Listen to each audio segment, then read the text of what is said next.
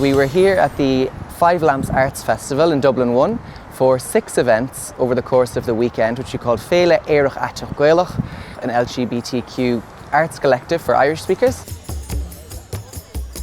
An seo táid sa Sue Ryder in aice leis an gúig lampa féin. Le héisteacht dá buchail bán luas lán. Agus tá idir tréis ceartan filíochta a dhéanamh leis an grúpa Aerach.Aiteach.Gaelach. Agus tá idir comadánta nua, ábhar nua ag tuairt aiseolalas dá chéile is a buint an tanmhas.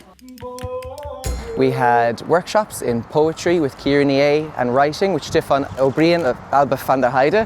We did events with Seamus O'Flaherty in singing, Shannon singing, and with Sexy Tig in writing songs. So, coming to show the high piece of crack, Lisa's Féile, coming to show the Féile AerachAiteach August Aerach.Gaelach.